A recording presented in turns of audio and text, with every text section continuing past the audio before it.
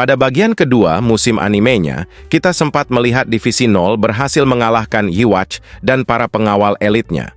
Namun di episode pertama, situasinya malah berbalik arah di mana kubu Quincy unggul secara mutlak. Kami akan menyajikan 8 hal seru di Bleach, Thousand Year Blood War Part 3 episode pertama. Pertama, Yhwach berhasil membuka kekuatan di Almighty. Beberapa menit awal sendiri masih mengambil momen-momen kejatuhan Yhwach dan para Quincy. Namun, situasinya mulai terbalik setelah Yhwach akhirnya mulai membuka mata. Yah, Yhwach diceritakan selama ini masih menutup matanya selama menunggu masa kebangkitan sempurna kekuatannya. Menurut Jugram, Yhwach harus menunggu selama 900 tahun untuk mendapatkan degup jantungnya, 90 tahun untuk pikirannya, dan 9 tahun untuk kekuatannya. Jika mata Yhwach terbuka sebelum 9 tahun berlalu, maka kekuatannya akan lepas kendali. Nah, begitu masa itu terlewati, Yhwach pun mendapatkan kembali kekuatan Shrift miliknya, The Almighty, yang berhasil membuatnya bebas dari pengaruh kekuatan Ichibe.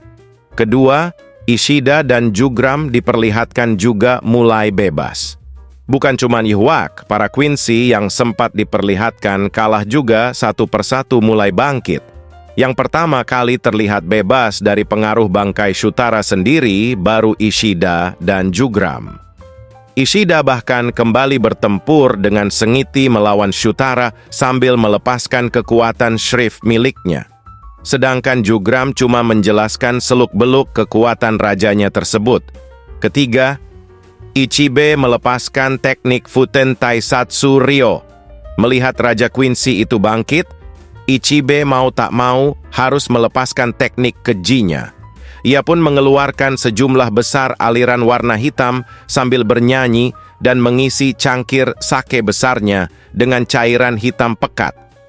Begitu nyanyian sang biksu berakhir, terciptalah istana hitam pekat yang dikelilingi makam dan tengkorak, Futen Taisatsu Ryo. Ichibe sendiri menjelaskan bahwa istana ini adalah manifestasi kumpulan malam yang dicuri dari 100 tahun Soul Society. Dikatakan kalau efeknya mampu membuat targetnya jatuh ke dalam ketiadaan dan tak akan pernah menjalani siklus reinkarnasi. Keempat, Ichibe terbunuh oleh Yhwach. Meski efeknya terkesan mengerikan, namun Yhwach tak gentar sedikit pun karena The Almighty sudah mengidentifikasinya sejak awal. Oleh karena itu, nasib akhir Ichibe seolah diputuskan sejak ia nekat menyerang Yhwach. Tubuh biksu itu seketika hancur berkeping-keping dan hanya menyisakan bagian kepala dan kakinya saja. Dengan demikian, sang pemimpin Divisi Nol kali ini kalah telak melawan Raja Quincy. Kelima, Shutara terjebak bangkainya sendiri dan mati di panah Ishida. Di sisi lain, nasib Shutara juga tak jauh berbeda dengan Ichibe. Meski efek bangkainya masih bekerja dengan baik, Shutara tak menyadari bahwa Ishida juga memendam kartu tersembunyi. Yah, itu adalah the antithesis yang membuatnya bisa menukar kondisi antar dua objek. Dengan kata lain, Ishida bisa membuat Shutara terjerat bangkainya sendiri. Alhasil, Shinigami itu malah terjebak oleh senjatanya sendiri dan mati dipanah oleh Ishida. Keenam, Ichibe berhasil hidup setelah namanya dipanggil Ichigo. Usai momen kejatuhan Divisi Nol, tim Ichigo sendiri akhirnya baru sampai di tempat kejadian. Saat di sana, mereka sempat melihat sisa-sisa jasad Ichibe yang masih tergeletak. Pada momen itulah, Ichigo bisa mendengar suara mentornya yang menyuruh untuk memanggil namanya. Begitu Ichigo menyebut nama Ichibe, sang biksu secara ajaib berhasil hidup meski kekuatannya jauh menurun dibanding dengan sebelumnya.